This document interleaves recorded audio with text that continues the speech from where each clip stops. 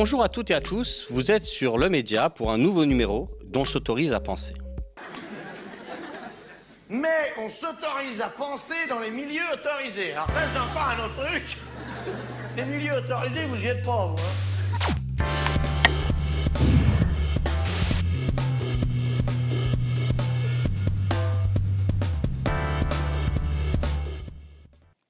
Alors que l'attaque impérialiste des États-Unis et de l'État colonial israélien contre l'Iran retient toutes les attentions et a provoqué une déflagration régionale, le débat public français semble aujourd'hui capturé par la propagande de guerre. C'est oublier que le 15 et 22 mars prochain, des élections municipales vont se tenir dans un contexte de crise politique latente, dans un pays gouverné par la force de budget en budget, par le parti présidentiel et ses alliés de circonstance que sont le Rassemblement national, la droite et le Parti socialiste. Il est d'usage de présenter les élections municipales comme le scrutin auquel les Français demeureraient le plus attachés, celui où la participation se maintiendrait davantage et où la proximité avec les candidats permettrait une relation singulière, presque intime, avec la chose publique. Cette représentation, un peu idyllique, pourrait toutefois occulter des mutations plus profondes, celle de la technicisation des enjeux locaux et de l'affirmation des intercommunalités, c'est de la progression des intérêts privés dans la gestion des biens publics, et finalement celle d'une fragilisation du rapport de confiance démocratique qui ne dit pas son nom. Sous les apparences d'un rendez-vous électoral familier se joue en réalité une interrogation politique de première importance. Quelle est la place de la commune dans la politique française? Et peut-elle être un point d'appui pour rompre avec l'ordre social actuel? Pour en discuter, j'ai le plaisir de recevoir aujourd'hui Manuel Ménal, administrateur territorial, ancien directeur général des services dans plusieurs communes et secrétaire général de l'Institut La Boétie et l'un des 4 auteurs du livre « Pour un nouveau communalisme ». Les communes au cœur de la révolution citoyenne, publié aux éditions d'Amsterdam dans la collection des livres de l'Institut La Boétie. Bonjour Manuel. Bonjour Paul. Écoute, c'est un plaisir de te recevoir pour l'occasion de la sortie de ce livre que tu as écrit avec donc vous êtes 4 auteurs. Il y a Cécile Gintrac, Alan Poplar qui tous les deux co-animent le département géographie de la Boétie, ainsi que Antoine Salès-Papou qui est un membre de la Boétie qui travaille à faire fonctionner la boutique et qui en plus écrit un livre déjà sur les communes, donc qui inscrit ce travail, je suppose, dans la prolongation de ces travaux-là. Pour commencer, du coup, je me suis dit que le plus simple serait que tu nous présentes un peu l'Institut La Boétie, surtout pour ceux et celles qui ne connaîtraient pas cet espace dans lequel la France insoumise, on peut le dire, essaie de dialoguer en fait avec le monde de la recherche, si j'ai bien compris. C'est bien ça. L'Institut La Boétie, ça se veut être un lieu d'interface permanente entre le monde académique, le monde intellectuel et le monde politique. On est parti de cette idée-là qu'il y a des choses passionnantes qui s'inventent, qui se disent, qui s'établissent du côté de la recherche et qui viennent insuffisamment irriguer le monde politique, le monde militant aujourd'hui, et qui a besoin d'organiser ce dialogue qui a pu exister autrefois, il y a quelques décennies, mais qui s'est beaucoup étiolé, si ce n'est rompu, dans les dernières décennies. Alors, concrètement, c'est un lieu de production intellectuelle. On est organisé en départements disciplinaires. On a 7 départements de relations internationales, de géo, tu l'as dit, d'économie, de sociologie, etc. Des laboratoires thématiques sur l'extrême droite, par exemple, ou sur les révolutions citoyennes, qui, chacune et chacun, regroupent des chercheurs, des chercheuses qui vont produire des notes, qui vont être rendues publiques, organiser des colloques, organiser des chaires, organiser des conférences cette activité, cette production de pensée, on travaille, nous, équipe de l'Institut La Boétie, à la rendre la plus publique possible, la plus accessible possible, accessible à tous formellement déjà parce que c'est sur notre chaîne YouTube, mais aussi la plus compréhensible possible pour irriguer vraiment le débat public. On a aussi une activité de formation. On forme des militantes et des militants, là aussi avec l'appui et l'intervention des chercheurs et des chercheuses qui ne sont pas forcément d'ailleurs membres de la France Insoumise, tous ceux qui interviennent à l'Institut La Boétie, c'est plus large que ça, mais qui pensent que c'est important d'intervenir du côté de la formation militante. Et puis depuis 2024, on a a ajouté une nouvelle corde à notre arc, qui est la publication de livres. On en a publié 4 jusqu'à présent, 2 collectifs, un consacré à l'extrême droite et un consacré aux classes populaires aujourd'hui, qui s'appelle Nouveau Peuple, Nouvelle Gauche. Et puis, on en a publié un avec Cédric Durand, l'économiste, sur le numérique, et on en publie un, donc, celui dont je viens parler aujourd'hui, sur les communes. Écoutez, merci.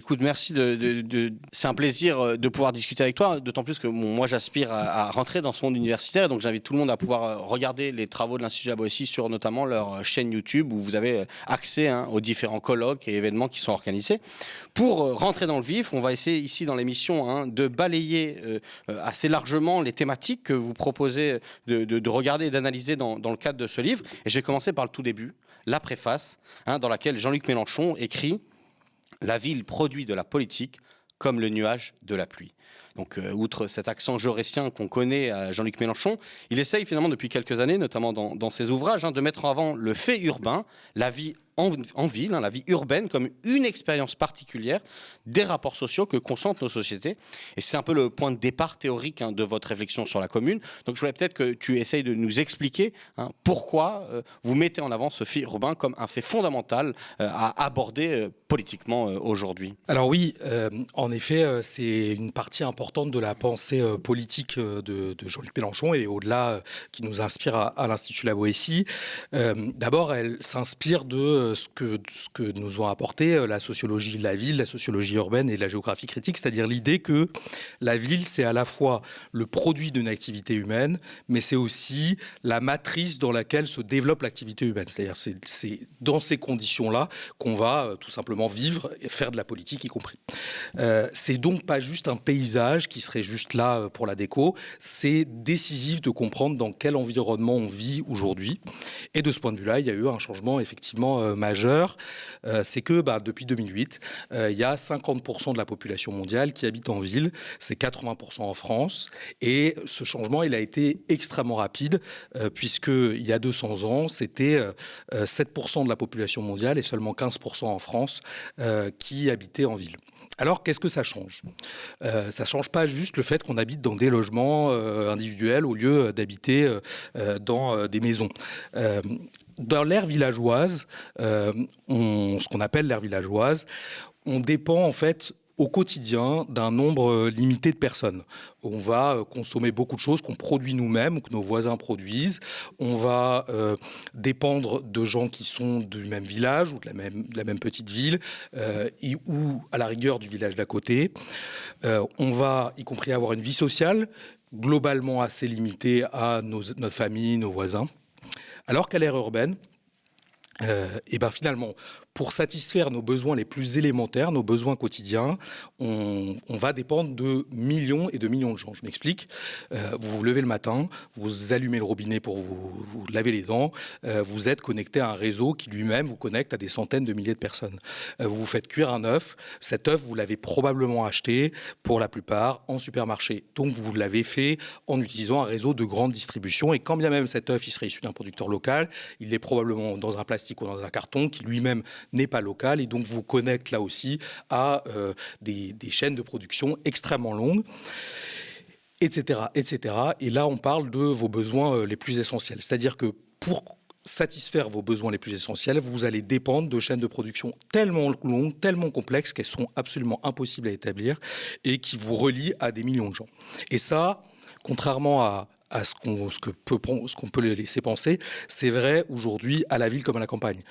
Aujourd'hui, on a un mode de vie urbain partout en France, à l'exception de quelques communautés en autarcie, mais globalement, on a un mode de vie urbain partout en France. Et c'est ce que Jean-Luc Mélenchon appelle l'homo urbanus. Et ce qu'il développe, c'est que ça change tout des conditions de la lutte, ça change tout du fonctionnement du capitalisme lui-même, de la façon dont on fait de la politique, de la façon dont les luttes se font, mais aussi sur l'objet des luttes mêmes, puisque, on en parlera plus tard, la question des réseaux dont on dépend au quotidien pour nos besoins quotidiens devient un objet de lutte absolument décisif. Et notamment à l'échelon municipal. Donc effectivement, on va y revenir. Je pense que pour de nouveau présenter le début, le contexte de compréhension de l'écriture, c'est un livre sur la commune et il y a une réflexion centrale en début d'ouvrage qui est l'idée que la commune, c'est pas simplement donc effectivement ce lieu, cette expérience particulière des rapports sociaux qu'on a et qui nous connecte aux autres individus, c'est aussi un lieu qui dans l'histoire a été un lieu d'expérimentation politique, d'un lieu de découverte, d'obtention de droits. On peut penser, je crois, à l'obtention d'un certain nombre de droits politiques dans le cadre de la féodalité et de ce qu'on appelait les villes libres, qui s'affranchissaient en fait de la tutelle, ou en tout cas en partie de la tutelle des seigneurs locaux. Et deuxième expérience qu'on mettait en avant, notamment la question des villes populaires ouvrières, socialistes, communistes, qui vont utiliser la municipalité comme un moyen de développer des politiques sociales. Donc voilà, moi je voudrais que tu nous retraces peut-être un peu cette idée. Ça semble se présenter pour vous comme des héritages politiques dans lesquels vous l'épuisez. Donc quelle est l'idée derrière cette affirmation que la ville peut être une obtention de droits, alors qu'on a souvent l'idée d'un pays où tout se fait de façon centralisée, surtout en France, tout autour de Paris. Oui, tout à fait. Alors, c'est vrai que pour répondre à la question un peu centrale du livre que tu disais en introduction, finalement, est-ce que la commune elle a un rôle à jouer dans un projet de transformation sociale radicale, on a proposé de revenir un petit peu sur l'histoire de la commune. Finalement, la commune, c'est un objet historique. Elle n'a pas toujours existé. Au Moyen-Âge, donc dans le régime féodal, il n'y a pas de commune, il y a des paroisses, il y a des seigneuries, etc. Et la commune va naître à ce moment-là, à partir du XIe siècle, comme une exception. C'est-à-dire que le peuple des villes, en fait la bourgeoisie des villes, la bourgeoisie à ce moment-là, une classe révolutionnaire, va chercher à s'émanciper du joug féodal et à conquérir des exemptions, des exceptions à ce joug féodal. Pour ça, ils vont effectivement, alors c'est la révolte de Laon qui est connue, mais c'est aussi bien d'autres expériences en France, en Italie, en Angleterre, en Suisse, en Allemagne. Elles vont obtenir notamment le droit de désigner leurs propres représentants pour décider eux-mêmes, souvent eux-mêmes quand même, de leurs propres règles, de quelle marchandise peut entrer, quelle marchandise peut sortir, qu'est-ce qu'on peut construire, qu'est-ce qu'on peut pas construire. Ça va être consigné dans ce qu'on appelle des chartes, c'est le mouvement des chartes. Et dans ces chartes, on se jure entraide et fidélité commune, et c'est là d'où vient le terme commune. Pourquoi on rappelle ça ? Parce que c'est finalement là que s'invente le gouvernement représentatif. Et c'est finalement là que s'expérimentent du coup des droits politiques fondamentaux. La commune, c'est une affaire de démocratie. Alors ça va se poursuivre avec la Révolution française. La Révolution française va mettre fin aux privilèges. Quand elle met fin aux privilèges, elle met fin donc aux seigneuries, aux paroisses, et elle va créer 44 000 municipalités, des communes en France, dont la première particularité, ça va être qu'on y désigne, au suffrage censitaire d'abord, puis universel quelques années plus tard, universel masculin quelques années plus tard, les maires et les adjoints, donc ses propres représentants. C'est donc là le moment de la généralisation. Et c'est pas un hasard d'ailleurs si la fin de la Révolution française, une des premières choses, c'est qu'on va mettre fin à l'élection du maire et des adjoints. Ils vont être nommés désormais par le pouvoir central parce que la commune, elle est significative de ce lieu révolutionnaire, ce lieu, la tension, ce lieu où il y a un risque finalement pour les puissants. Évidemment, ça va se poursuivre avec la Commune de Paris, en fait les communes insurrectionnelles de 1870-71, il y en a une dizaine en France, où là aussi ça va être un très grand lieu d'invention démocratique, puisque la Commune de Paris, elle dure 72 jours, et dans ces 72 jours, on va y mettre en œuvre le droit de la révocabilité des élus, le droit de vote des femmes, le droit de vote des étrangers, bref, autant d'avancées sociales qu'on mettra bien longtemps et pour certaines qu'on essaye de conquérir encore. Alors ça, c'est ce premier enjeu, c'est finalement la commune, ça a toujours été une histoire de démocratie. D'ailleurs, je le disais, après la Révolution française, on a mis fin à l'élection des maires. Après la Commune de Paris, il n'y a plus une maire de Paris élue jusque dans les années 70 et Jacques Chirac. Et puis, au XXe siècle, il y a une tradition, les villes qu'on appelle ouvrières, les villes communistes et socialistes, elles vont être à la fois des lieux où vont D'abord, des lieux d'innovation politique. On va y élire les premiers maires ouvriers, on va élire les premières femmes, alors qu'elles n'ont pas le droit de vote. On va faire tout cet enjeu de représentation de la classe ouvrière par elle-même. Mais c'est aussi des lieux d'innovation sociale. Là aussi, dans la continuité de la Commune de Paris. La Commune de Paris, par exemple, c'est elle qui met en place pour la première fois l'assurance chômage. Les communes ouvrières, dans un contexte où il n'y a pas encore de grands services publics nationaux français, ni des chemins de fer, ni l'électricité, ni même de la santé, par exemple, de l'hôpital public. Elles vont être le lieu où vont s'inventer un grand nombre de services publics. On va y développer les bibliothèques publiques, on va y développer les théâtres publics, donc tout un secteur public de la culture. Mais on va aussi, dans le secteur de la santé, y créer les dispensaires qui viendront des centres municipaux de santé. On va aussi y développer tout un réseau d'infrastructures sportives, du sport pour tous, qui là aussi n'existent pas à ce moment-là comme un service public au niveau national. Et le fond de cette affaire, c'est que, en fait, on va expérimenter, on va innover au niveau de la commune en créant des services publics qui vont être un peu la base sur laquelle on va s'appuyer après pour créer les grands services publics nationaux, que ce soit pendant le Front populaire, pendant le Conseil national de résistance ou après par la suite. Donc il y a ce mouvement-là de préfiguration, c'est le mot qu'on utilise, et qui est au cœur de l'histoire des communes ouvrières.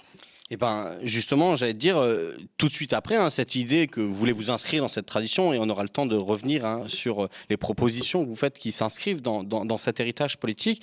Vous dites par contre, la vie néolibérale telle qu'on la connaît aujourd'hui, il y a quand même danger. Il y a quand même danger tant en termes de question démocratique, d'accession au pouvoir. Et vous montrez notamment qu'il y a une forme, ce que j'ai appelé la technicisation des enjeux dans mon introduction, mais qui est l'idée que se développent des formes de gouvernance, notamment la question de l'intercommunalité qui est posée, qui vont finalement aller à contresens historique de cette place des communes dans la politique française, avec cette idée qu'aujourd'hui, on retire une partie des marges de manœuvre des communes pour agir. Et donc, je voulais que, avant qu'on rentre dans les détails de la description de nos villes d'aujourd'hui, tu nous présentes, parce que tu es un technicien du sujet, du fait de ta vie professionnelle, voilà, la place de la commune dans cette structure, quels sont les enjeux pour pouvoir permettre à ces communes de continuer d'être un lieu d'expérimentation ou potentiellement de contre-hégémonie par rapport à, on l'a vu, une situation nationale où l'autoritarisme marque de plus en plus les politiques, et généralement aussi avec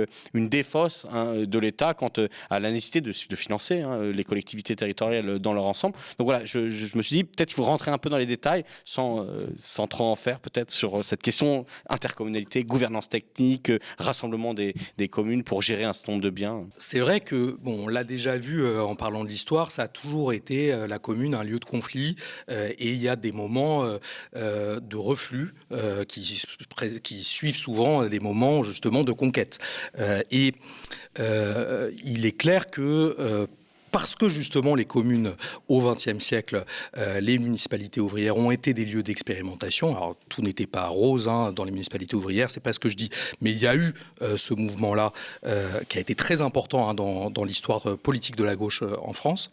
Il y a eu, en tout cas c'est comme ça qu'on l'analyse, en réaction, une offensive qui a d'abord été idéologique contre les communes. Vous l'avez, je pense, toutes et tous entendu. Communes, c'est archaïque, c'est trop petit, c'est une exception française, il y en a trop, etc., etc. Donc il y a eu d'abord cette offensive idéologique qui n'est pas d'hier, qui commence à dater de pas mal de décennies maintenant, et qui est venu justifier la mise en place à marche forcée, depuis les années 2000 en particulier, des intercommunalités. Alors, d'abord, les intercommunalités, donc c'est les communautés d'agglomération, les communautés de communes, les métropoles, etc., etc. D'abord, faire coopérer les communes entre elles, c'est non seulement pas un problème, mais c'est pas une nouveauté non plus. Les communes coopèrent entre elles depuis le 19e siècle. Elles ont créé des syndicats intercommunaux qui leur permettaient de coopérer sur telle question avec telle autre commune, sur telle question avec telle autre commune.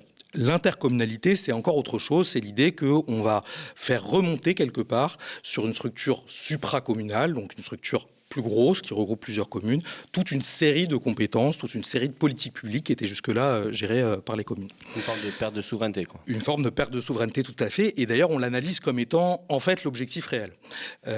Parce que ce qu'ont montré les chercheurs et les chercheuses qui ont travaillé sur l'effet que ça a eu, l'apparition de cet échelon intercommunal, c'est que ça a créé ce qu'on appelle une forme de régime de consensus.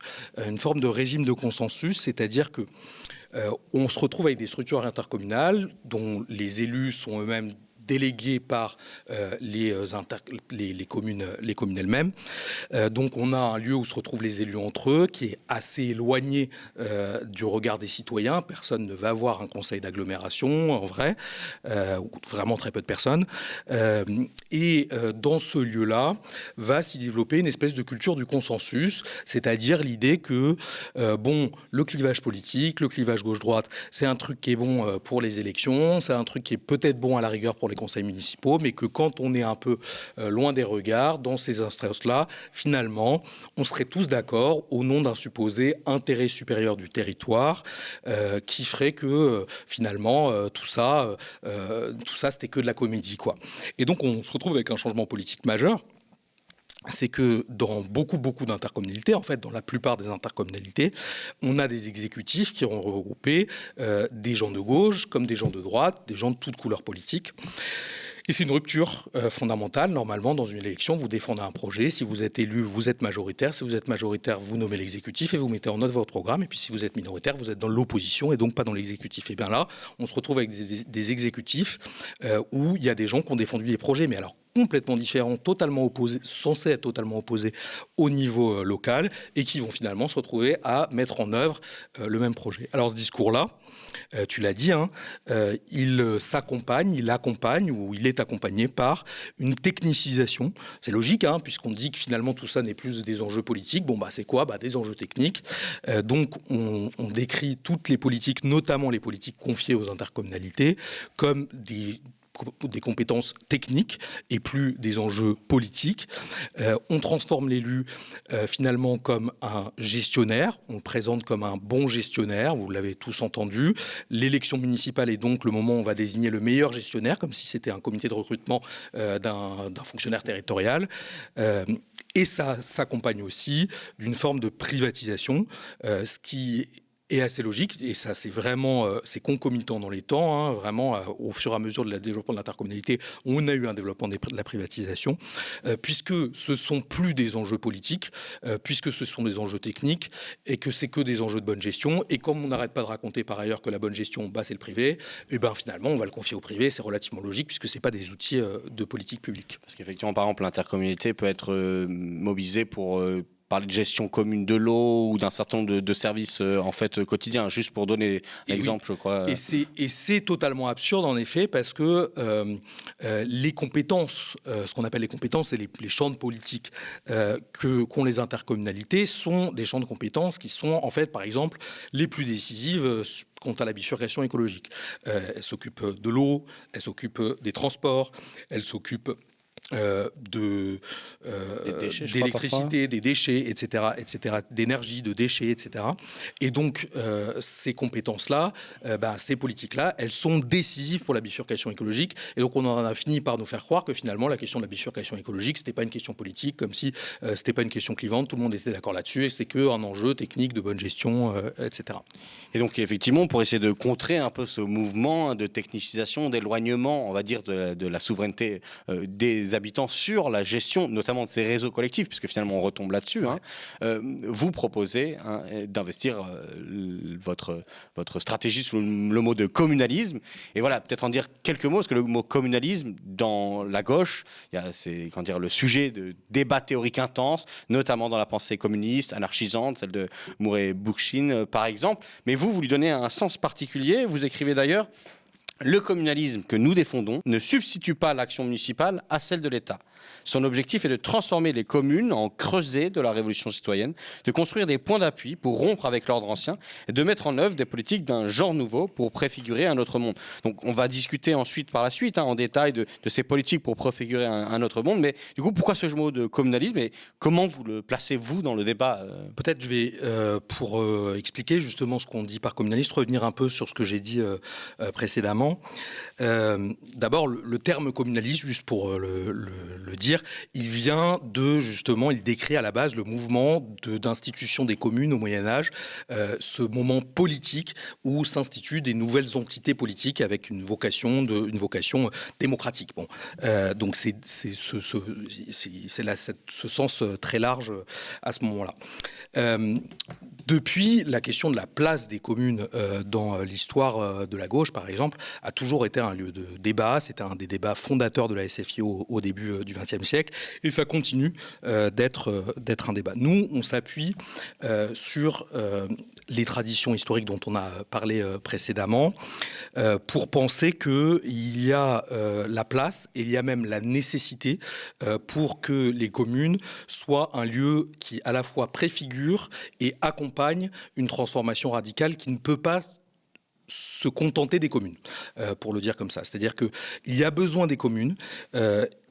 Historiquement, on le disait tout à l'heure, mais dans les communes ouvrières, les municipalités ouvrières ont été des lieux extrêmement importants pour crédibiliser le projet politique de transformation radicale qui était porté à ce moment-là, le projet socialiste dans son sens très large.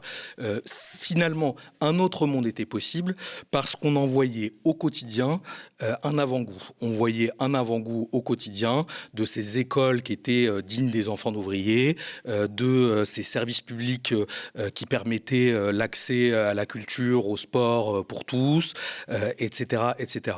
Donc, ça a permis à la fois d'abord de créer une conscience de classe ouvrière et à la fois de donner à voir ce que pourrait être un autre monde. C'est de cette idée-là qu'on s'inspire, c'est-à-dire on pense qu'aujourd'hui encore, il y a beaucoup de choses qui peuvent être préfigurées au niveau local, qui pourraient aider la perspective d'une conquête du pouvoir au niveau national. Et en même temps, on pense que quand on conquérera le pouvoir au niveau national, il y aura aussi besoin de ces points d'appui-là, parce que dans le projet qu'on défend au niveau national, par exemple, il y a la 6e République et la Constituante, et que la 6e République et la Constituante, elle s'appuie pour être une réussite, et il y a des exemples internationaux où ça n'est pas toujours une réussite, mais quand elle a été réussie, elle s'est appuyée sur la participation au niveau local, et donc sur les communes, comme un lieu de participation, d'élaboration démocratique, ce qu'elles peuvent et doivent redevenir pour que ça fonctionne. Ou pareil, je pourrais parler de la planification écologique. La planification écologique, ça suppose l'élaboration en commun des besoins, l'élaboration démocratique des besoins. Et ça, ça suppose des formes de participation citoyenne réelles qui devront s'appuyer sur des communes. Donc on a à la fois besoin de ces communes pour préfigurer, besoin de ces communes pour mettre en œuvre. Mais on ne pense pas nous, et c'est effectivement ce qui nous différencie. Alors, Murray Bookchin, il a écrit des choses différentes, mais on n'est pas très intéressant d'ailleurs, vraiment. On n'est pas dans ce même courant de pensée-là, c'est vrai. Nous, on ne pense pas qu'on puisse substituer les communes à l'État. On ne pense pas que ça puisse être des lieux de démocratie directe, librement associés les unes aux autres, sans structure plus générale. C'est un désaccord qui est lié à plein d'autres éléments que la commune, évidemment. Et l'expérience, y compris l'expérience municipaliste, par exemple, les expériences municipalistes en Espagne récemment, laisse ça aussi à penser que, mais aussi l'expérience française en fait, cette préfiguration, elle devient durable. Ces expériences, elles ne sont durables qu'à condition de trouver aussi du relais du côté du pouvoir central. Et que se contenter de la révolution dans une seule commune, c'est pas sûr que ça fonctionne très bien, à moins à défendre un point de vue très autarcique, du socialisme utopique. Mais c'est un autre projet que le nôtre. Bien sûr. Donc effectivement, une espèce de rejet du fédéralisme proudhonien et de cette tradition française notamment, mais pas que. Moi, j'ai envie qu'on s'interroge encore une fois sur ce que vous proposez du coup comme politique des nouvelles communes pour retrouver ce jeu politique. Mais juste avant, il y a quand même une partie qui est très inspirée, je pense, des travaux en géographie critique, en sociologie, et comme le but c'est aussi de mettre à l'honneur un peu ces questions, je trouve intéressant d'abord commencer par le constat. Vous faites un constat extrêmement sévère des villes dans lesquelles on vit, et ceux et celles qui sont touchés par des problèmes du quotidien, que ce soit sur la question du logement ou du prix que coûte l'ensemble d'accès à un certain nombre de services, y compris publics et municipaux. Je voulais qu'on rentre en détail. Vous avez un chapitre donc, qui s'appelle « Le capital contre les communes », qui vous positionne une géographie critique, qui vous positionne très clairement déjà dans une forme de compréhension et d'analyse critique du capitalisme. Et vous dites, nous vivons dans des communes qui souffrent de l'austérité, qui sont marquées par une ségrégation socio-spatiale, des injustices environnementales, racistes, et qui subit un poids de la prédation, notamment au niveau de l'immobilier. Donc, dans un effort peut-être de vulgarisation, on peut décortiquer les sujets. Est-ce que tu peux illustrer un petit peu ces mots de la vie néolibérale, parce que vous utilisez des vocables forts, sécession des riches, par exemple, ou des vocables assez euphémisés, injustice environnementale, mais en fait, vous parlez de comment, au quotidien, ce qu'on a dit tout à l'heure, cette expérience urbaine structure des rapports sociaux, et y compris rejoue de façon régulière les rapports sociaux que l'on rencontre, qui sont des rapports notamment de domination et d'oppression, que ce soit le racisme, que ce soit la question du genre. Et en fait, on a peut-être du mal des fois à se figurer que ces rapports classe, race, genre, en fait, ils se matérialisent au quotidien, qui ne sont pas juste des notions qui, on va dire, hantent les cerveaux des militants politiques sur les plateaux, mais qu'il s'agit bien d'un quotidien. Et je trouve que cette partie est intéressante justement pour l'incarner. Donc peut-être est-ce que tu peux nous donner des exemples de ce que vous visualisez comme obstacles principaux à une ville émancipée, une ville libérée au quotidien? Tu me demandes de répondre, d'écrire toute une partie, mais je n'en ferai rien car je conseille aux gens de lire le livre. Mais peut-être je vous en donnerai un aperçu. Je vais partir du début de ce que tu disais, le capital contre les communes et la question des communes face à l'austérité, parce que ça me permet de faire un lien avec ce qu'on se disait avant, c'est-à-dire que il y a eu une réaction très forte du néolibéralisme face justement aux municipalités ouvrières et tout ce qu'elles ont pu construire et développer de services publics. Ça s'est fait de façon extrêmement rapide et extrêmement violente. L'attaque, elle a été donc là aussi, elle a été largement précédée par des attaques idéologiques. On a entendu que les communes avaient trop embauché, qu'elles étaient trop dépensières, etc., etc., etc. Les postes notamment de fonctionnaires dans leurs avantages sociaux, etc. Exactement. Et donc, on a eu une attaque très forte. Alors, c'est pas un hasard, elle vient au lendemain de la grande crise économique et financière de 2008. Elle commence en 2009, au moment de la révision générale des politiques publiques de Nicolas Sarkozy. Et on va avoir d'abord la baisse des dotations, c'est-à-dire de l'argent que devait l'État aux communes et aux collectivités en général, parce qu'elle leur a confié des missions qu'auparavant l'État exerçait lui-même. Donc, elle leur file l'argent qu'il dépensait pour ça, ce qui est relativement logique. Jusque-là, il y avait un pacte selon lequel cet argent, il évoluait comme les recettes de l'État tous les ans, pour le faire simple. On va rompre avec ce pacte-là et ça va diminuer de façon absolument considérable sous Sarkozy, encore plus sous Hollande, et ça va continuer sous des formes un peu plus hypocrites sous Macron 1 et 2. Et puis, par un autre biais, qui est de s'attaquer aux impôts locaux. On va avoir d'abord la suppression de la taxe professionnelle, c'était l'impôt que payaient les entreprises à la commune sur laquelle ils sont implantés. Et ensuite, on va avoir la suppression de la taxe d'habitation. Ce n'était pas un cadeau fait aux classes moyennes, contrairement à la présentation. C'était un enjeu. La taxe d'habitation était une des taxes sur lesquelles les communes pouvaient jouer jusque-là pour avoir plus de recettes. Et donc, du coup, on va leur enlever cette liberté-là. Qu'est-ce que ça vise, ça ? Ça vise à, justement, imposer une seule voie possible aux communes. Les communes ont trop dévié, finalement, de cette voie possible-là. Il faut rentrer dans le rang, et rentrer dans le rang de quoi ? Eh bien, de la prédominance de la sphère privée, donc réduire la place du public et réduire du service public, parce que qui dit service public, qui dit crèche publique, qui dit EHPAD public, dit occasion de profit en moins. Donc, il faut faire en sorte que... Voilà. Et ça a marché.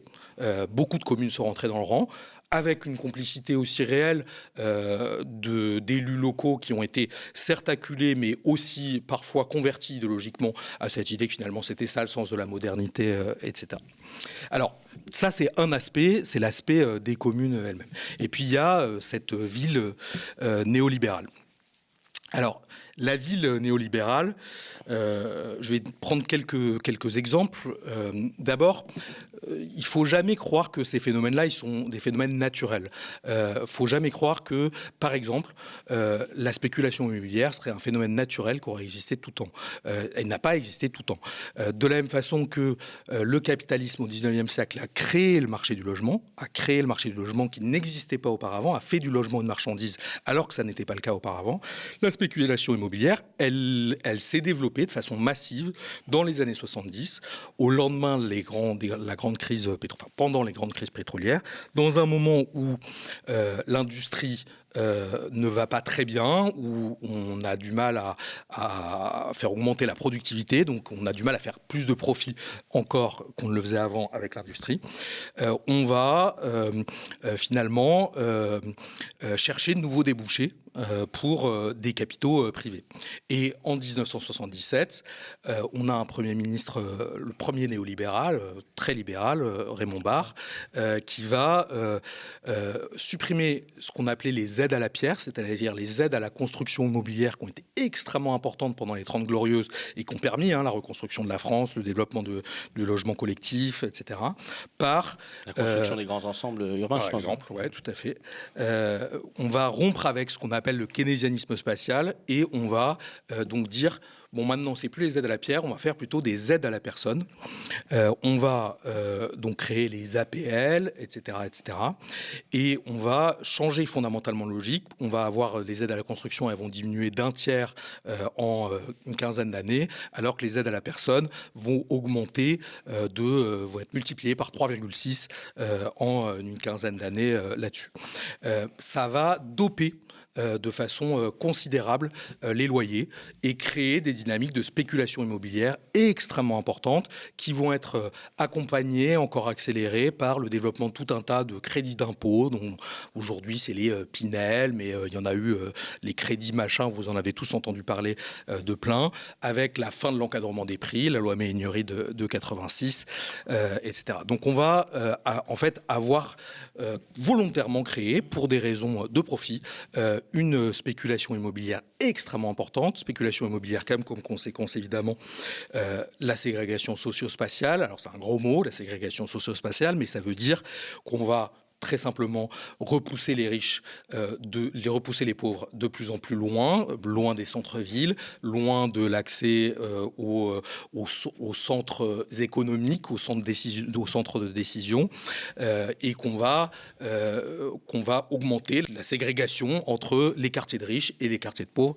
Les pauvres vont être dans des quartiers de plus en plus pauvres. Avec une forme de sécession, vous dites, c'est-à-dire le fait que maintenant les riches s'organisent dans leur propre quartier en essayant de poursuivre la possibilité d'avoir leur propre service. Et vous montrez qu'il y a un lien notamment dans l'organisation urbaine entre ces quartiers qui deviennent presque quasi fermés. On n'est pas encore au gated community qu'on connaît aux États-Unis, mais enfin il y a des lieux quand même très fermés socialement, on va dire, et en lien avec d'ailleurs aussi la question de l'école privée, d'avoir en fait une ville à deux vitesses, si je peux me permettre l'expression, avec vraiment pas simplement des quartiers pour riches, mais des quartiers qui concentrent en fait les meilleures conditions d'habitation et de vie de ce phénomène urbain. Quand les autres, vous dites, les pauvres sont repoussés à l'extérieur, mais ils sont aussi implantés dans tout un tas d'endroits où on se concentre les usines Seveso, c'est-à-dire les usines avec des risques d'accidents, se concentrent les endroits où il y a des déchetteries, se concentre ensuite l'endroit où il y a le paysage industriel qu'on veut cacher, celui qui est dangereux, celui qui est peu à vivre.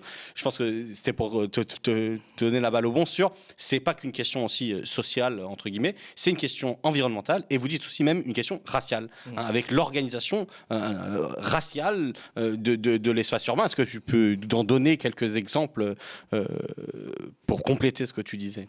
Oui. Alors, c'est vrai que donc il y a cette dynamique de spéculation immobilière qui a accentué, accéléré de façon considérable la ségrégation socio-spatiale, mais ça a été aussi très largement volontaire de la part de riches qui ont alimenté, qui ont en fait une volonté de séparatisme pour se protéger d'ailleurs des conséquences des politiques qu'ils mènent eux-mêmes sur le plus grand nombre. En être finalement exempt, ok, on a de la paupérisation, ok, on a de la violence sociale, mais moi je veux vivre loin de ça et je veux surtout pas le voir.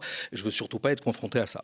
Alors, on a toujours eu, la bourgeoisie, elle a toujours eu ces lieux, que ce soit le 16e arrondissement, La Baule, Chamonix, etc. Mais on va avoir cette dynamique-là qui va être encore renforcée. Tu disais, on n'a pas encore de gated communities. En fait, si, on a des gated communities. On va le trouver. On va trouver notamment ces mécanismes de fermeture, de privatisation de quartiers entiers, de rues entières. Le plus symbolique, c'est la Villa Montmorency dans le 16e, où vous trouvez la maison de Bolloré, de Lagardère, de Niel, de Sarkozy, entre ses allers-retours en prison. Entouré de ses copains, cela dit. Toujours entouré de ses copains. Donc on retrouve cette logique-là où on va de plus en plus s'isoler du reste du monde. On va s'isoler en évitant du coup l'interaction avec le bas peuple, jugé dangereux comme toujours dans l'histoire, à la fois dans là où on vit, mais aussi dans effectivement là où on risquerait de croiser le reste, dans les institutions qui sont censées être les lieux de creuser de l'égalité républicaine. L'école, évidemment, en fait partie. Et ça, c'est extrêmement net. Le développement de stratégies d'implantation, de stratégies de la bourgeoisie pour éviter de mettre leurs enfants dans l'école publique et qu'ils soient au contact des plus pauvres et surtout au contact d'un service public qui a été paupérisé par les mêmes. Absolument les mêmes que ceux qui décident de mettre leurs enfants dans le privé aujourd'hui.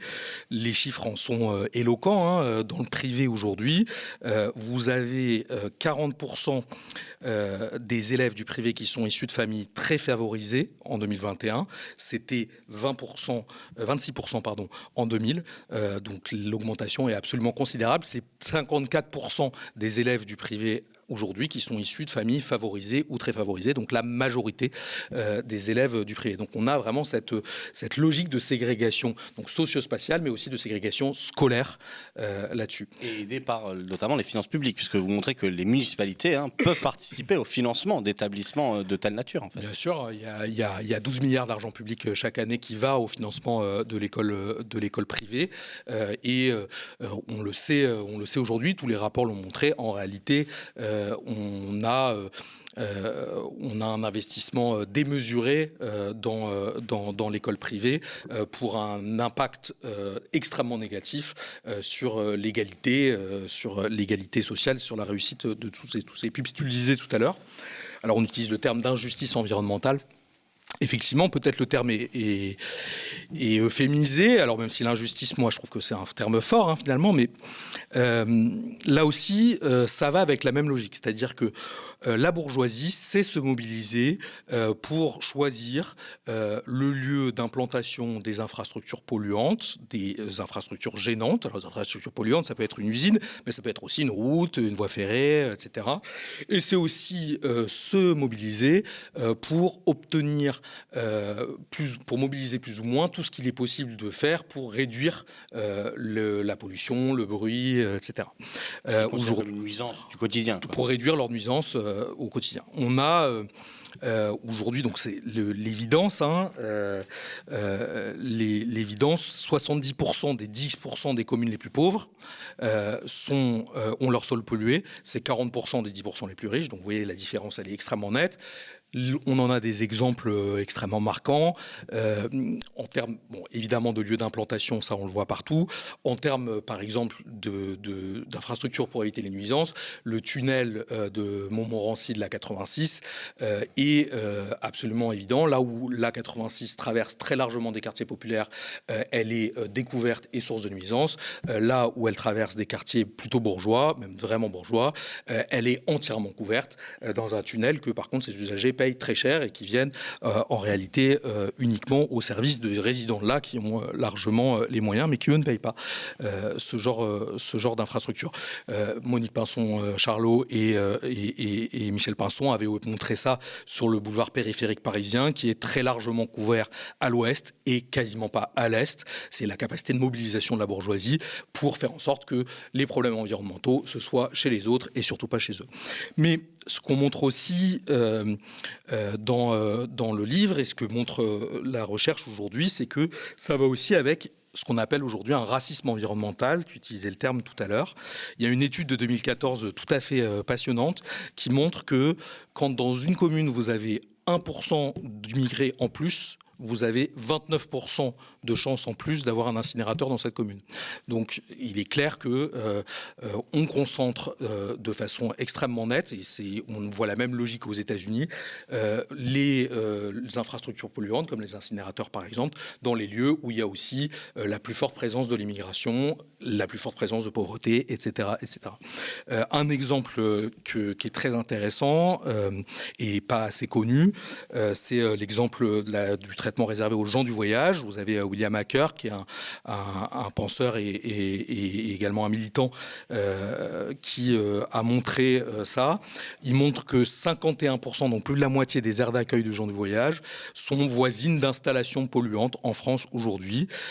Il y en a un exemple extrêmement marquant qui est l'aire d'accueil de gens du voyage d'Hélène-Ronchin, à côté de Lille, qui est gérée par la métropole de Lille, qui est installée entre une centrale à béton, une concasseuse, un champ traité aux pesticides, une voie ferrée et une autoroute. Vous avez absolument toutes les nuisances qu'il est possible d'avoir autour. Donc voilà, donc vous avez les nuisances, c'est pour les pauvres et également pour les personnes racisées, évidemment. En tout cas, celles qui sont la cible du racisme. Et on rappelle que les communes ont une obligation, à partir d'une certaine taille, d'avoir des aires d'accueil pour les voyageurs. Et que c'est très peu respecté, mais qu'en plus, lorsqu'ils le respectent, c'est dans ces conditions absolument détestables. Bon, tu vas m'accuser de vouloir spoiler l'ensemble du contenu du bouquin, donc on va avancer. Peut-être qu'après ce tableau sévère de la ville néolibérale et donc de l'enjeu de se ressaisir de cet espace comme un moyen d'une politique différente, je vais te laisser développer sur la dernière partie de l'ouvrage, qui est la partie, on va dire, propositionnelle. Vous parlez donc de proposer un nouveau communalisme, et si je me permettais de le résumer, je dirais qu'il y a quand même, en gros, deux axes. C'est développer le commun contre le marché, qui est une sorte de reprise, mais avec les enjeux d'aujourd'hui, d'une partie de cette tâche historique qu'assuraient les municipalités socialistes et ouvrières et communistes, pardon, j'avais oublié les communistes alors qu'ils ont joué un rôle majeur dans cette histoire. Et de l'autre côté, l'idée qui est toujours une idée posée au niveau de la commune, réintégrer les populations dans la participation politique, en tirant un bilan de ce qui a été fait aujourd'hui. On parle de démocratie participative, de budget participatif, d'un certain nombre de dispositifs que vous semblez assez fortement condamner, ou en tout cas tirer le constat de leur échec. Et au-delà de ça, dire, justement, si c'est une préfiguration de ces communes, d'un autre monde, d'un point d'appui pour une politique nationale différente, sur un certain nombre de sujets, qu'est-ce qu'elles peuvent faire? Donc, pour aller simple et séparer les questions, première chose, vraiment, c'est ce bilan d'échec de la démocratie participative. Je le disais en introduction, on a l'impression que la commune, c'est un espace où les gens, effectivement, ils connaissent peut-être le maire, ou en tout cas, par la proximité qu'ils ont avec l'action des communes sur leur quotidien, ils s'intéressent à ces sujets, mais ce qui a été développé jusqu'à présent, ça ne semble pas porter ses fruits. Je veux dire, je ne sais pas qui est allé visiter, déjà faire une visite, une réunion, d'un conseil de quartier, ou qui a été convaincu de ces projets participatifs dans lesquels on peut voter pour quelque chose et puis finalement on ne sait jamais si c'est juste consultatif ou pas. Quel constat que vous posez et du coup qu'est-ce que vous voulez faire à contrario? Tu as raison de souligner que en fait, on contraste avec l'histoire politique de la commune, qui a été toujours une histoire de démocratie. On a commencé par ça. Ça n'est pas la réalité de la commune aujourd'hui. Tu le disais dans ton introduction, mais c'est intéressant de rappeler les chiffres. Vous aviez 79% de participation aux élections municipales en 77, 45% en 2020, et c'est pas que le Covid, parce que on était à peine quelques points au-dessus en 2014. Et je ne suis pas sûr, malheureusement, que ce changement soit totalement endigué dans 2 semaines. En 77, la gauche a une des plutôt de bonnes réussites quand les gens votaient massivement. C'est même le moment où il y a le plus de conquêtes de mairie à gauche à ce moment-là. Donc ça n'a fait que baisser en fait depuis les années 70. Et effectivement, on a vu se développer tout un discours sur la démocratie participative, la participation des habitants, la participation des citoyens, alors avec des bonnes intentions réelles là-dessus, mais dont la réalité a été très largement de, en fait, capter la question de la participation pour en enlever toute substance revendicative, toute substance un peu subversive quelque part, comme si finalement on demandait aux gens de venir s'exprimer mais sans revendiquer, de venir s'exprimer mais sans exprimer de colère, etc., etc., etc. Et on a habitué, et ça c'est une réalité, à travers la démocratie locale, les instances de consultation, etc., les habitants, à ce que finalement la démocratie locale ce soit cause du jour, tu m'intéresses, quoi. Finalement, et qui est vécu comme ça, et qui est raconté comme ça par les habitants qui disent non mais moi je vais plus dans les réunions sur le projet en rue de mon quartier ou sur là-dessus, parce que c'est des grands-messes, on présente le truc, finalement il n'y a aucun droit à la parole, dès que quelqu'un veut exprimer le fait qu'il n'est pas d'accord ou pas content, on le coupe et on dit ah non non non non, s'il vous plaît exprimez-vous poliment, gentiment ici là-dessus, avec toute la violence sociale y compris que ça représente là-dessus.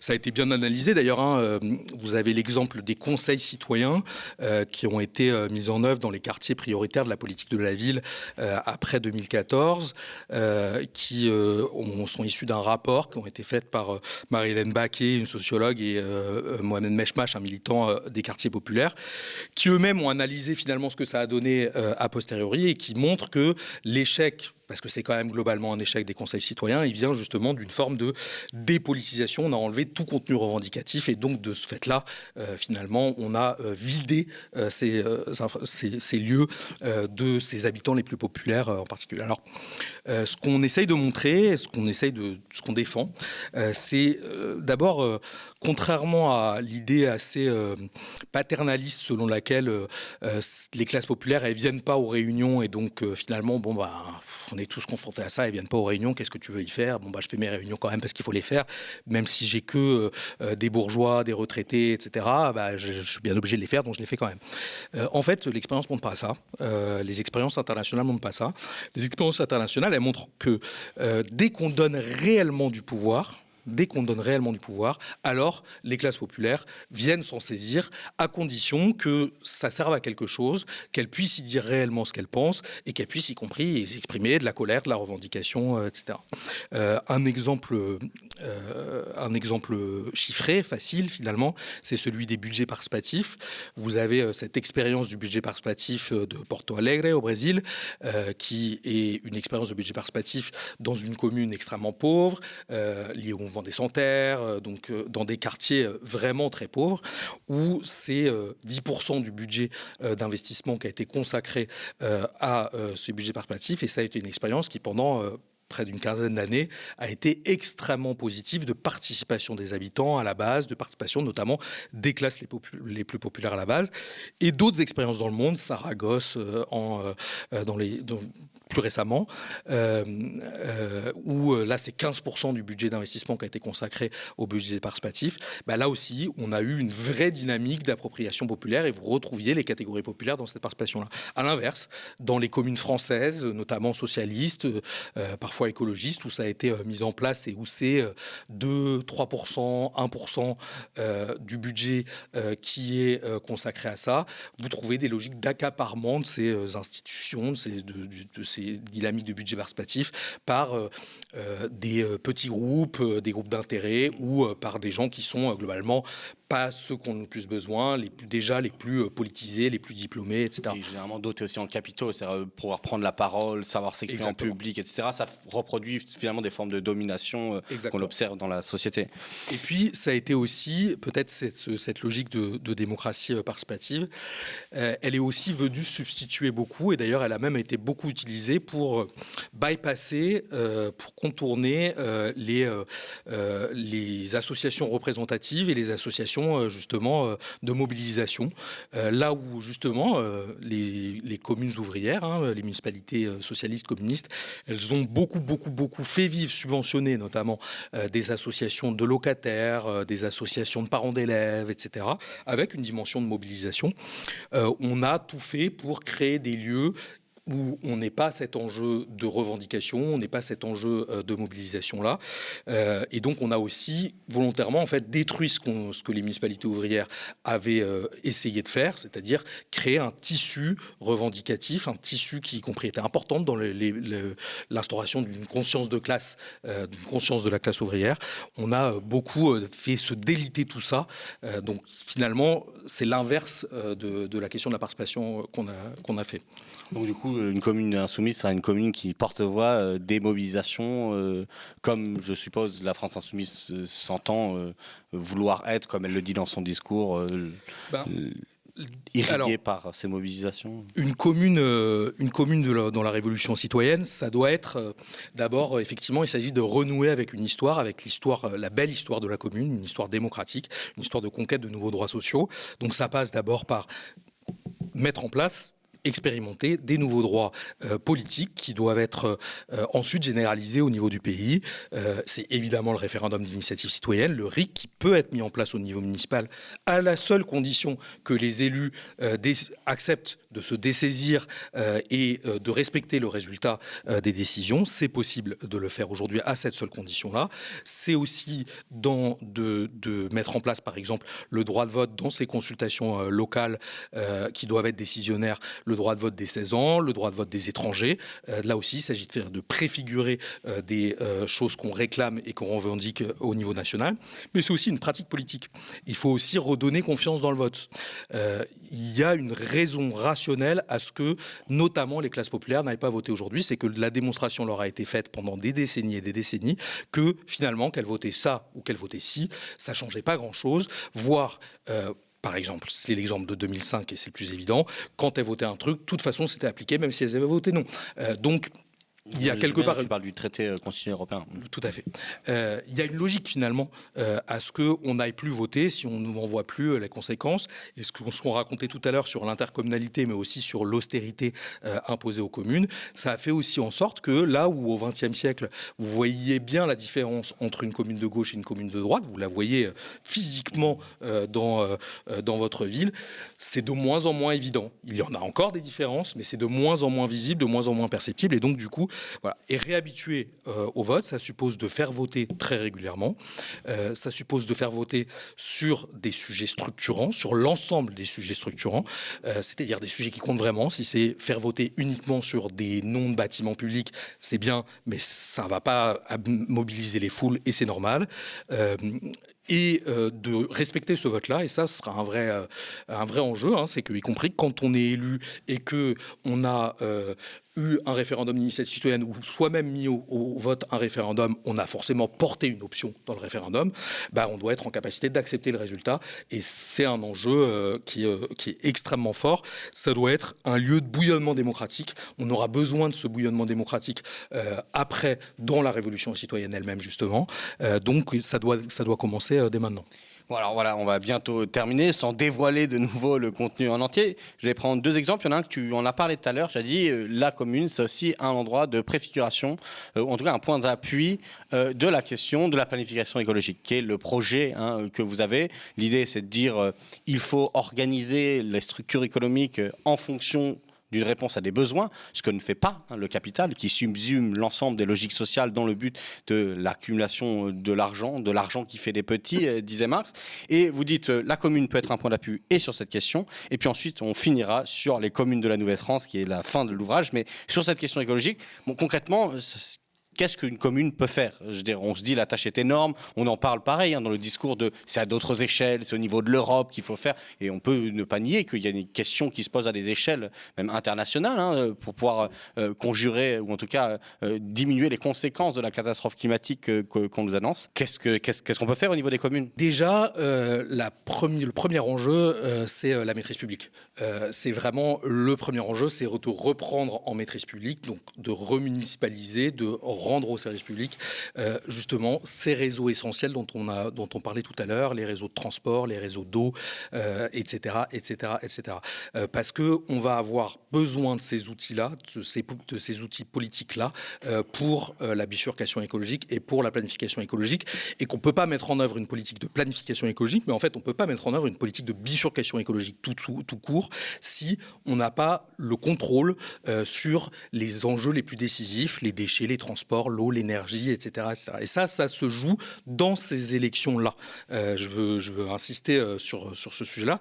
Là où on présente l'élection municipale comme un concours du meilleur gestionnaire, non, il y a des choix très politiques qui sont en jeu, et notamment la question des grands réseaux collectifs dont on dépend, comme je vous le disais tout à l'heure, au quotidien, et dont dépend la bifurcation écologique.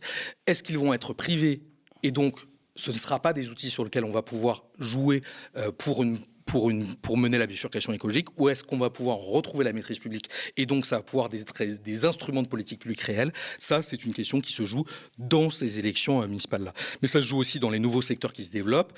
Par exemple, aujourd'hui, les énergies renouvelables se développent dans un contexte très anarchique, dans un contexte de marché, de libéralisation totale, etc.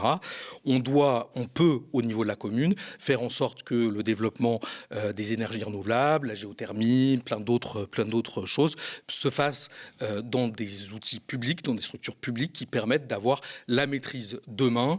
Et là aussi, on aura besoin de s'appuyer sur ces outils-là quand on sera au pouvoir pour mener la politique de planification écologique. Effectivement, on montrait sur cette question de géothermie qu'en gros, à partir du moment où on découvre le potentiel d'une commune de passer à tel ou tel type d'énergie différente, ce qui se passe, c'est ouverture d'un appel d'offres et les intérêts privés, de nouveau, les grandes compagnies qui viennent rafler la mise, et que la commune espère, en fait, en donnant les clés du camion, j'allais dire, aux intérêts privés, en récolter quelques fruits de passage pour financer des projets, mais que ça ne fonctionne pas. Bon. Et puisque nous arrivons à la fin, un passage que j'ai bien aimé, vous parlez donc de communes de la Nouvelle-France. Donc la Nouvelle-France, c'est la manière dont Jean-Luc Mélenchon, la France Insoumise, a aujourd'hui présenté l'idée de dire que la France s'était transformée, que si pendant longtemps l'histoire de la gauche avait été liée à la question du sujet révolutionnaire, comme on disait dans nos organisations marxistes respectives, et qu'on identifiait même des fois de façon un peu trop mythique ce sujet révolutionnaire, la classe ouvrière blanche masculine, en vérité, et c'est un des sujets que vous abordiez d'ailleurs dans votre ancien livre, Nouveau Peuple, Nouvelle Gauche, il y a une diversité des profils sociaux qui composent aujourd'hui les classes populaires, que les sociologues d'ailleurs parlent de classe populaire au pluriel, et vous dites la commune, pour retrouver son rôle de service aux habitants, elle doit trouver un rôle nouveau, notamment dans l'accompagnement d'un certain nombre de ces populations qu'on a appelées pauvres tout à l'heure, qu'on pourrait dire vulnérables socialement, en tout cas qui sont en phase avec une société qui leur fait une guerre sociale. On peut penser à un phénomène comme les familles monoparentales qui sont une tendance à la hausse et qui concentrent des gens qui ont moins d'accès à la propriété, plus de difficultés en termes de revenus, et puis on connaît le sort qu'ont les carrières des femmes sur le marché du travail, une expérience de discrimination et marqué par des formes de fragmentation de la relation d'emploi. Vous parlez également de l'expérience du racisme en disant mais en fait la commune peut vous aider sur la question du racisme. Et on pourrait se dire mais ça semble étonnant. On a connu en plus une critique assez virulente d'un certain nombre de milieux antiracistes sur la gestion des communes sur ces enjeux-là, et notamment des communes de gauche, des communes qui avaient pu être ouvrières, communistes, socialistes. Donc vous dites en vérité, on peut, au-delà d'impliquer la participation citoyenne, on peut venir développer des nouveaux services, des nouveaux points d'appui. Et ça, j'ai trouvé que c'était intéressant avec ce concept de ville-refuge. Voilà, peut-être tu peux en dire quelques mots pour dire c'est quoi donc ce rôle de la commune contre le racisme, contre les discriminations et dans l'accompagnement des publics vulnérables. Là aussi, c'est pour ça qu'on est reparti, y compris de l'histoire et de ses inspirations historiques. Ce qu'on propose, c'est de renouer justement avec ces mêmes logiques politiques qui ont été à l'œuvre au XXe siècle. Je prends un exemple évident. Dans les communes ouvrières, on a créé les premiers bureaux de placement avant qu'existe la NPE, Pôle emploi, France Travail, etc., pour aider les chômeurs par les personnes licenciées qui souhaitent retrouver un emploi. C'est aussi dans les communes, à 7 en l'occurrence, qu'on a créé les premiers guichets d'aide juridique pour les ouvriers licenciés par leur patron, pour les accompagner dans leur démarche par rapport à ça.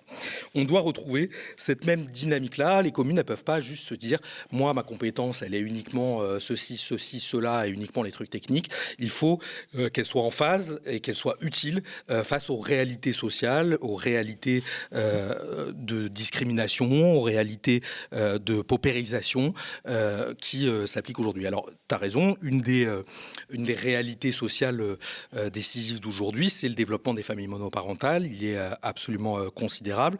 C'est 25% des familles aujourd'hui qui sont monoparentales. C'était 10% en 1970, donc c'est absolument considérable. C'est très important parce que toutes les enquêtes sociales qui sont menées notamment dans les quartiers populaires montrent que les populations les plus fragiles, les plus paupérisées et celles qu'on a le plus de mal à toucher via les aides sociales et les pouvoirs publics, ce sont ces familles monoparentales. En réalité, c'est mères isolées. 80% des familles monoparentales, c'est une mère qui élève seule ses enfants. Là, on a des précédents historiques.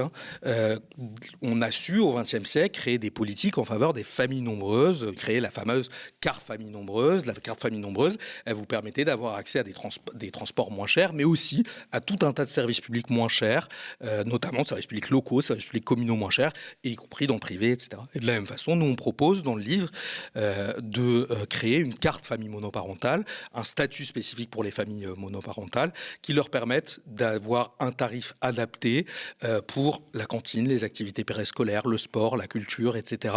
Et prendre en compte la réalité du fait que c'est aujourd'hui la catégorie, parmi les catégories les plus fragiles socialement. Autre exemple, l'exemple des discriminations dans l'accès au logement. Aujourd'hui, c'est une réalité absolument massive. C'est une réalité qui s'est très largement développée ces 30 et 40 dernières années. Pourquoi ? Parce que au fur et à mesure que la spéculation immobilière a augmenté, on a un marché de plus en plus tendu, donc un rapport de force de plus en plus inégal entre le propriétaire et le locataire, et donc la possibilité pour les propriétaires de discriminer dans l'accès au logement de façon beaucoup plus impunément qu'avant. Aujourd'hui, c'est 30% des personnes perçues comme arabes, 40% des personnes perçues comme noires qui rapportent directement avoir été victimes d'une discrimination dans leur accès au logement. C'est absolument massif, c'est absolument déterminant et ça n'est pas possible qu'on se dise aujourd'hui qu'une commune ne peut rien faire par rapport à ça. De la même façon, je le disais tout à l'heure, qu'on a pu créer des guichets d'aide juridique pour les ouvriers licenciés par leur patron à la fin du 19e siècle, on doit pouvoir aujourd'hui créer des guichets d'aide juridique pour toutes les personnes qui sont victimes de discrimination dans l'accès au logement, accompagner ces personnes-là et mettre y compris la puissance publique dans le rapport de force pour contrer cette dynamique de discrimination. Ça passe aussi, par exemple, par la possibilité de se porter systématiquement partie civile en tant que commune dans les plaintes pour discrimination dans l'accès au logement qu'on aura permis grâce à ces guichets d'aide juridique. C'est symbolique, mais ce n'est pas que symbolique. C'est aussi la puissance publique qui s'intéresse réellement à ce que vivent ses habitants à ce moment-là et qui ne s'en désintéresse pas parce que techniquement, ce n'est pas sa compétence. Pour refuser de nouveau cette espèce d'enfermement dans une logique technique, mais redonner à la politique une force de conviction, de valeur.